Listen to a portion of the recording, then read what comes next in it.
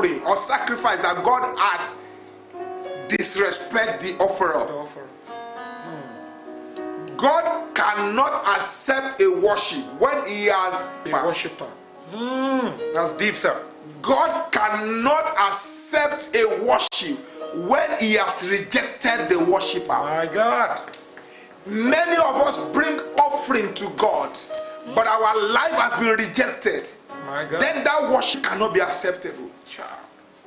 It takes an acceptable soul to offer an acceptable worship. Can I say that again? It takes an acceptable vessel to offer acceptable worship to God. Hallelujah. That's deep, sir. My God. Let's give him a worship. Hallelujah. We have to worship you, I live. To worship you, I live. To worship you, I live. To worship you, I live. To worship you. Amen. Amen. God cannot accept the worship when he has rejected the worshipper. A rejected worshipper cannot offer an acceptable worship to God. It takes a man that has been acceptable by God for his worship to be acceptable by God. The Bible said in that John chapter 4 verse 23, it says that a time is coming, the hour is coming, and now is when the true worshipper shall worship the Father. He mentioned things, worship the Father in spirit.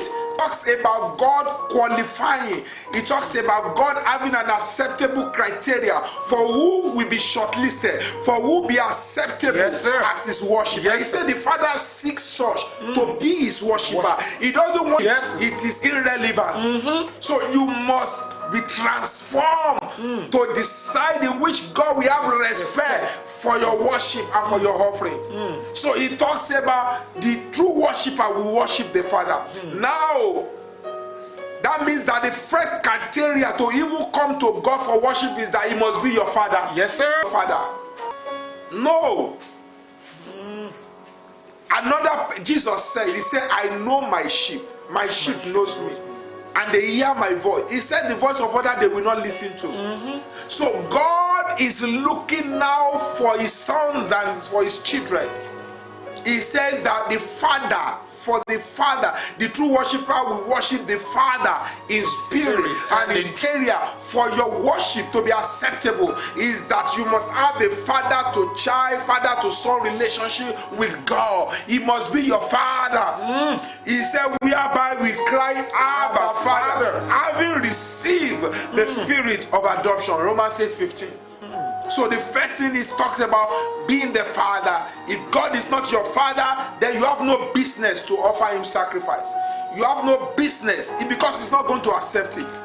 Number two, he talks about the true worshiper will worship the Father in spirit. What does it mean to worship in spirit? To worship in spirit, the true worship is one that comes from the heart, from the spirit of believer, and not a particular location. So your worship to God is not a function of where you are.